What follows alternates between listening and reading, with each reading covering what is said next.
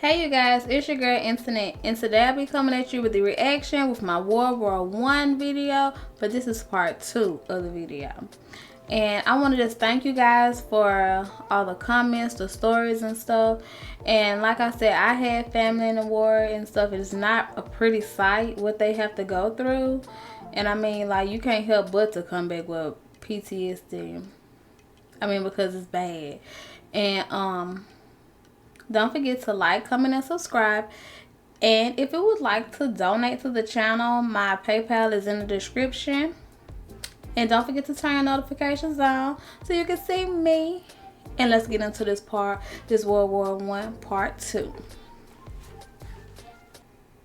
Oh God, that scared me. With both sides stuck in a hard stalemate, they knew this war wasn't going to be about taking territory, but about simply wearing each other down. Yeah. The Allies had plenty of men to expend from its overseas dominions, and the British also started a naval blockade, so Germany couldn't import stuff, like food.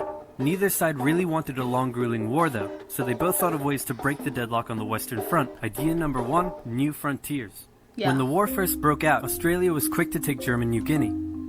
The Allies also quickly jumped on Germany's colonies in Africa, and particularly in German East Africa, locals were enlisted as soldiers and carriers by both sides, leading to a tragic loss of life for the native Africans. Some new combatants entered the war as well.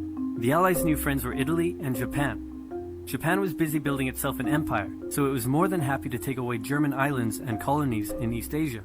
Italy actually had an alliance with Germany and Austria-Hungary before the war, but after some tense relations, and then the Allies promising to give them some of Austria-Hungary's stuff, they switched sides. Italy opened up a front in the mountains here, but like everyone else, they were stuck in stalemate for most of the war. The Central Powers' new friend was a struggling empire in the Middle East. The Ottomans were divided on whether to actually join the war or not, since they had been exhausted by the recent Balkan Wars. Some of the politicians who did want to join went off on their own and fired some shells at Russia, and then came back and said, whoops, looks like we're at war now. The Ottoman entry into the war was of particular concern to the British, since the Middle East... See, in a way, they probably shouldn't even did that. They probably shouldn't have just kept it out until they just made them, you know, become a part of it. But like I said, this also will help people who that need this for history and stuff like that, because that was one of my favorite subjects, was history, and I loved hearing about the wars and everything. I love history. East was full of oil, and Britain wanted all of that oil. First, the Ottomans tried to attack Russia in the Caucasus Mountains, but they weren't prepared for the cold, and many of them froze to death. Then they crossed miles of desert to take the Suez Canal from the British, but that failed too. Then the Allies tried to take the Dardanelles at Gallipoli in a long and hard trench warfare campaign, but that also failed. The Ottomans blamed their initial losses on the ethnic Armenians living within Ottoman territory, and the resulting Armenian genocide led to the deaths of 1.5 million people. Then the Germans sent spies into Afghanistan to try to convince the Arab tribes there to rise up in jihad against the British and attack India. But that plan failed, partly because the spies got bored, brewed their own alcohol, and got drunk, which is a bad thing to do in Afghanistan. All these new frontiers hadn't done much to change the war. Aware that the Allies had more men and supplies than them, the Germans knew they had to do something to break the stalemate. Before the war, there was a big conference that set out the rules of modern warfare. No chemical weapons, no killing civilians. Basically, don't be jerks. The Germans held a meeting and decided to be jerks. Zeppelin air raids commenced over British cities. They also started attacking the Allied trenches with chlorine gas, and they used submarines to sink civilian ships. One such civilian ship was the Lusitania, which had 159 Americans on board when it was sunk, further swaying US opinion against the Germans. Not to be completely unfair to the Germans, the Allies also engaged in chemical warfare soon after, and they had been hiding anti-submarine weapons on their civilian ships, which let the Germans justify their attacks. Meanwhile, Austria-Hungary still hadn't dealt with Serbia, so the Central Powers enlisted some help. Bulgaria wished it was bigger and was still bitter about losing the second. Sorry, I'm not talking too much, but this is so interesting, and I'm just stuck in it. I'm just stuck in it. I'm like, oh. Balkan War. The Central Powers promised to make all of Bulgaria's wildest dreams come true if they helped, so they signed on, and together they knocked out Serbia.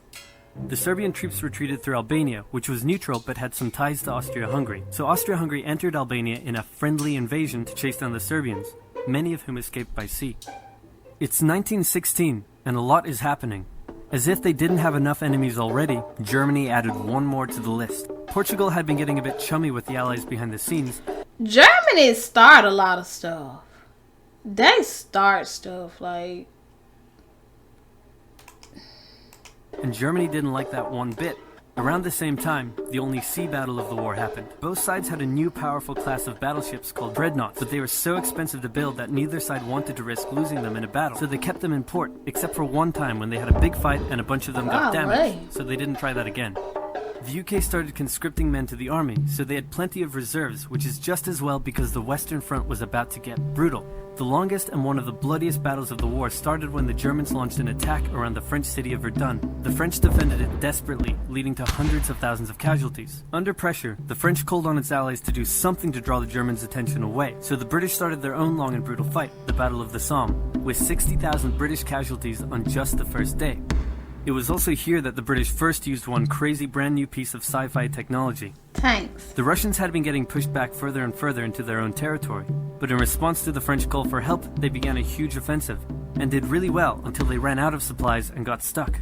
Seeing how well the Russians had been doing, Romania decided now would be a great time to jump in and win the war, and then they got pounded. The Greeks were fighting amongst themselves about whether to join the war or not. The king liked the Central Powers, while the Prime Minister wanted to join the Allies. After a brief national schism, during which the country split into two, the king finally abdicated and the country reunited. With Allied help, they began a new offensive. In the Middle East, Russia was pushing into Ottoman territory from the north. The British had also made a landing in Mesopotamia to protect Persia's oil fields, and they had also sent a small army up the Tigris River to try to take Baghdad, but the army got sieged in the town of Kut along the way, and eventually surrendered. A new offensive was launched from the south with all-out desert warfare. The offensive was aided by one famous British officer, better known as Lawrence of Arabia, who helped lead the Arab tribes in a revolt that wreaked havoc on the Ottoman supply lines. By the time 1917 rolled around, everyone was exhausted. There were mutinies in the French army, the German populace was starving, and the war had drained all of Russia's supplies. There was no clear winner, and it was still anyone's war. The only question now was, who was going to break first? Right, who finna give up? And the answer was Russia. Tired of not eating, and mad that a crazy magic homeless guy was calling some of the shots, there was an uprising in Petrograd complete with riots and strikes. The riots turned into a full-scale revolution, and a new government overthrew the Tsar. Then a few months later, the Bolsheviks overthrew the new government, and they pulled Russia out of the war. This was great news for Germany, who now only had to focus on the Western Front. But there was still one problem. The pesky United States of America was looking increasingly like it was going to join the war. America had been selling supplies to the Allies throughout the war, and was getting super rich off the back of it, meaning it was in fantastic shape and was dangerous to the Germans. So Germany sent a telegram to Mexico saying, wouldn't it be crazy cool if you guys attacked America? Really? The British intercepted the message, showed it to the Americans, and that was the final straw. American troops began shipping out to Europe. This was terrible news for Germany, and they knew their only hope now was to force France and the UK to surrender before the fresh American troops arrived. It was now or never, so they started one final attack. They converged because like they already tired, and then America finna come and join. They already doing too much. I need to go on and quit too. Troops and hit hard at the Somme and pushed the Allies back. They hit a second time further north, then again and again. With each hit, the Germans were spending more and more resources, while the Allies were getting better and better at repelling their attacks. By the fifth punch, the Allies held the line and even pushed back. With American troops now arriving in larger numbers, the Allies launched a counterattack, and that was it. The Central Powers were being pushed back on all fronts. Bulgaria collapsed first, followed by the Ottoman Empire, then Austria-Hungary, and finally on November 11th, 1918, at 11 o'clock, Germany surrendered. At the peace treaty, Germany was forced to reduce its military, accept war guilt, and pay the bill for the war. After indescribable suffering and millions dead, the world learnt its lesson and never had such an awful war again. For about 20 years. Right, until World War II. So you guys, tell me, how did you like the video? I mean, like, it was a lot of information that he had, and you might have to go back and watch it just to, you know, get like more in depth or like a better understanding of it. And like, that's when I wasn't talking too much, because like I mean, it's refreshing to me, like, because I already heard this, but this was like when I was in high school. Like, I'm 30, so anyways, but tell me what you thought about it. Like, let's talk. And I'll catch you guys in the next one. Leave me some comments.